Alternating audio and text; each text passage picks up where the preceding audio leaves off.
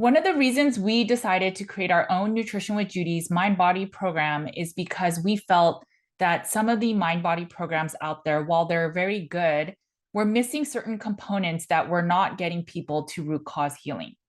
While things like limbic system retraining and neuroplasticity are beneficial, and if you don't know what that means, I'll explain that in a second, but you need to go a little bit deeper, I think. And so we have created a program that is supposed to be a lot more holistic and that drives our mission statement of getting people to root cause healing and advocating for wellness.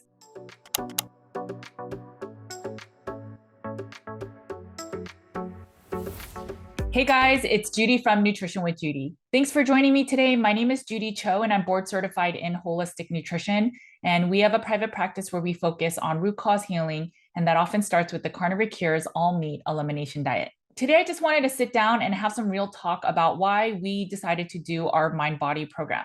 There are so many different good programs out there, such as Gupta or DNRS or MAPS training, and even different limbic system coaches and smaller groups, but that are so beneficial for many people. But we used to recommend these different groups for a number of years to our clients that have trauma or that needed some more mind body healing. And we found often that sometimes it wasn't enough to move the needle. And so we collected a lot of information from our clients and our patients to see what would help them move the needle closer to root cause healing. Many mind body programs talk about neuroplasticity and limbic system retraining. So, what really is that? It's really just simply that the brain is changeable and mutable, meaning that you can even, the way that we view the world, we can change the neural pathways that we have become so accustomed to using and changing that in a way that we can mindfully change the way that our habitudes are. So, if you think about it, I'll use me as an example. When I was young and I would feel stressed, I may have turned to food for comfort. And then the body gets hit with dopamine of like, oh, I like this. I'm going to remember this so that the next time Judy feels sad or emotional or excited, I'm going to turn to this stimulus to then feel that feeling again. And so over the years, I would turn to food to celebrate, to feel sad, etc., until it got to a point where it was detrimental. So that's when it became a addiction more than a beneficial pathway to support me. And our bodies are really smart at trying to keep the same modalities and pathways so that we conserve energy. And so when things get hard, my inclination is to naturally turn on my more reptile brain or more my less logical part of the brain, and then turn to the thing that I know is not beneficial for me logically, but I turn to in moments of stress, fear, anxiety. Think about what COVID did to us. We turn to our escapes that we know is not beneficial, but in that moment, emotionally, it doesn't matter and it makes sense. And so the whole idea about limbic system retraining and neuroplasticity is that our brain is neuroplastic, meaning that it's mutable. And the limbic system retraining is that part of the brain, that limbic system, we are trying to retrain it so that Judy doesn't turn to food anymore. So the carnivore diet inherently changed my way of coping, that now I don't turn to food and sugar and other things to deal with hard things in life. Now I turn to scripture, God, my community, serving. These are things that now I turn to when things are harder, talking to my husband. When we start using different habits, that's the simplistic way of explaining limbic system retraining. We are actively trying to change the things that we used to do. But a lot of that requires us to be hyper aware of what we even turn to. I didn't realize how much I turned to food until I was trying to eat carnivore. And I realized, oh my gosh, I'm watching TV and I want to snack on something. And I realized that I was pairing eating food with the habit of watching TV. And so over time, I had to do the pairing. I had to break that pair and I had to either grab something else. So I maybe bring my laptop or I'll bring a meat stick or meat snacks, and then I'll eat that instead of eating the popcorn or junk food that I used to eat. But I was never aware of that pairing until I addressed it. And so there are many little things like that. So that's where these limbic system, mind body, lots of these programs help you start identifying why do you even turn to food? And what are the habits that you then end up turning? And then how do we pivot and change? But one thing I noticed that was lacking in some of the groups that we would recommend is that we never got to the root cause of why did Judy ever even turn to food? Yes, we say it's because to cope, but why did Judy have to cope that way? And that was the part that I felt through my therapy, through writing carnivore care, through a lot of my psychology background that was missing in the mind body stuff. And so in our mind body program, while it's not easy stuff to go through, but that's why we have a community. We're purposely making small cohorts. We talk about core wounds, for example. I didn't realize that in my family that I was more of the perfectionist. And so I realized that if I was perfect and I was good enough, and I was the one that was the peacemaker in the family, that everything would be good. But if I did that, my needs were now no longer being met. And so that started then me turning to food because I wanted to be perfect or not have needs and be the peacemaker in the family. And so food became my solace and my best friend. And so it's going back to that core wound of belonging and having that perfection broken. I never realized I was a perfectionist until I went through therapy. So there's a lot of things like that. And we talk about addiction. I don't know how many mind body programs talk about addiction, but we talk about how does addiction then come from core wounds, from us trying to find these neural pathways that benefit us and support our dopamine levels, which we also talk about. How did this all plug and play to then cause addictions? Food, video games, social media, alcohol. We talk about all of that.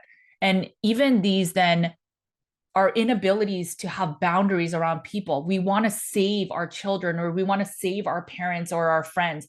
And so we might overstep boundaries, which then cause us to be in less than ideal relationships where we're giving 80 and that person's giving 20. And while it's slowly eating us up alive, it's also debilitating that person to grow. And we talk about all of this stuff.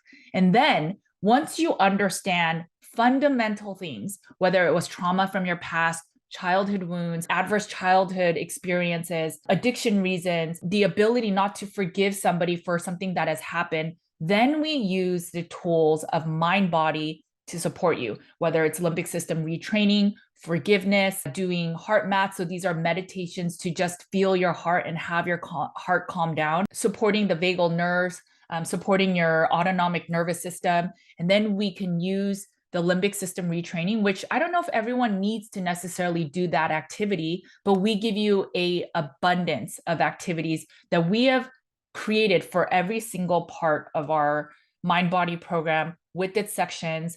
So then to support you so that you finally find the levers that help you. For me, I didn't do limbic system retraining and I turned to my faith. I leaned on scripture and let go of control. There's some of that even in our mind body program because everyone is not wired the same. Everyone doesn't have the same core wounds. Everyone doesn't have the same struggles. So understanding that we cannot have this is the way to heal your mind body. No, that's not going to work for everyone. We've seen enough clients and patients to know that. But we do know there is a toolbox of tools that can help many. And so what we try to guide you with is here's a plentitude of tools and figure out which ones work for you. And then you create your own win the days, your monthly challenges, your mind body protocols for yourself. And then even if that's overwhelming, we have a cheat sheet at the end of here's where to just start. Maybe you just start with the gratitude journal, or maybe you just start with today, I'm not going to complain. Whatever the thing is, we want people to get to root cause. And that's why now we have the carnivore, the diet, nourishing the body side and the mind. And then we have the environmental illness side where we're supporting the environment and the lifestyle. And then finally, the mind body, where it's focusing on what are your values? Have you ever envisioned truly healing? There's stuff that I talk about in the mind body program where I say, have you ever thought of future healing and future where you will really be and how much you have healed? Without having a brighter future to look towards, to do the day-to-day mundane, whether it's the carnivore diet, doing a supplement protocol, doing an exercise regimen, if you know that 100 days later, your life will be exactly the same, I guarantee you that your motivation will dwindle on hard days because what do you have to look forward to? But that's why even future planning is so important. Whether it's maybe you consider a future trip, or once I heal, I'm going to become a coach and I'm going to serve the people that were sick like me. These are the things that will then drive you on the days that are hard today, that will give you that brighter future. That's what it did for me. On days that I wanted to turn to carbs and eat junky foods, I thought, am I a hypocrite? I'm going to eat the carbs when I'm telling my clients that they have to stay strong and eat all meat carnivore. And that was a driving force even for me to stay strong. So if you have future planning and of hopes and dreams, that will carry you through today. And these are the tools and things that we try to teach in this mind body program.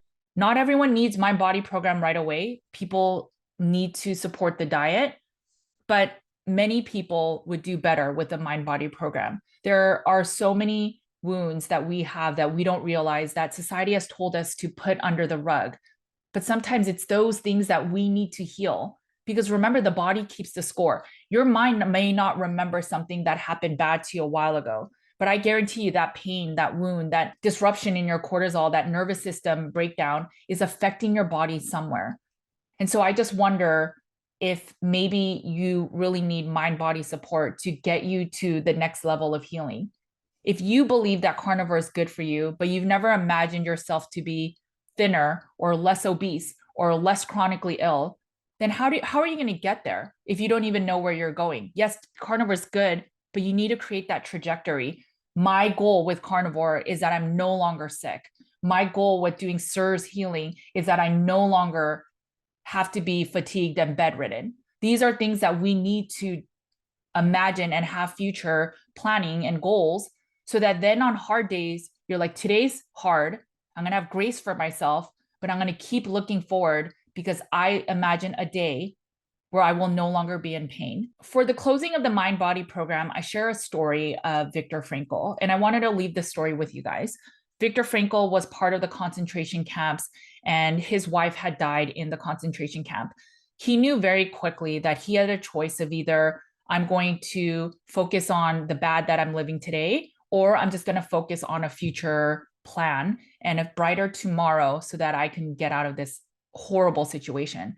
And so he focused on the goal and what his life would look like when he was outside of the concentration camps. And every day he did activities and actions and goals and habits that reflected as if he was outside of the camp.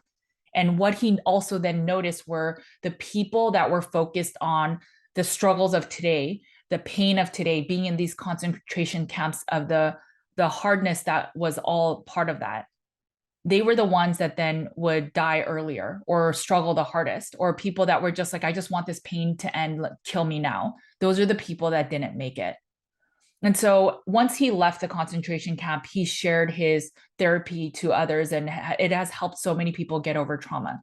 The key factor in his learnings and healing for himself, for his own self, is that your mindset and belief, your hope in the future is fundamental for your healing and for you to make it another day. The world is hard. The world is meant to be difficult. There's so much against us, but we can make our world different. We can change the things that we focus on. The reticular activating system, we can focus on the positive. Even though I'm sick, I now have an answer. Even though today is hard, tomorrow can be better. I felt better just a few days ago. We have ways that we can view things differently. And that's what Viktor Frankl did. His wife died soon after they got to the concentration camps. And he could have said, I lost my wife. I have no point to live. I'm in this horrible situation. But instead, he looked for a brighter future. And now he has served so many people. What if you get better today and you continue to get better with your forward thinking and your future thinking? And remember, life is not easy. So it's not going to always be rainbows and unicorns. But if you can have more win days and more days that are positive, imagine the people that you can help then and serve your fellow neighbor once you are healed yourself or healing. And that's like the beauty of life, right? It's to give back and find purpose beyond you. And that will ultimately give you greater purpose in serving and loving and living in this world that makes it worth advocating for. So I hope that if you're struggling with any of the things that I brought up, if it resonated with you, to look into our mind body program. We have put our heart and soul, we have put in so many worksheets and downloadable files and new infographics and so many areas to explore. And while it's not easy, our whole team is there to support you. And I will be joining often to support the team and the cohort. And remember, we will do things to make sure that you feel safe and comfortable. And we are purposely making these groups smaller so that you don't have to feel overwhelmed. And we have ways to also support, again, the less extroverted people with things like the accountability partners. So you are supported. We also have office hours to come and have your questions answered. I don't think our office hours will be recorded, so you can share more, and then you don't have to be worried that this will live on video forever. We respect your privacy and we know the work it requires to heal in this area. But I promise you, we've put in so much effort to make this program be a truly mind-body healing to get to root cause healing. I hope you consider it. I'll see you inside if you do. But even if you don't, just know that the mindset is so important and nutrition does so much. Yes, feed the body with proper nutrition for the mind and body to be strong. But then from there, if we have hurts and wounds that we're holding on to, we got to let it go. We have to let it go. Okay, guys, make sure to eat a lot of meat. Take care of your bodies because it is the only place you have to live. I will talk to you later. Bye, guys.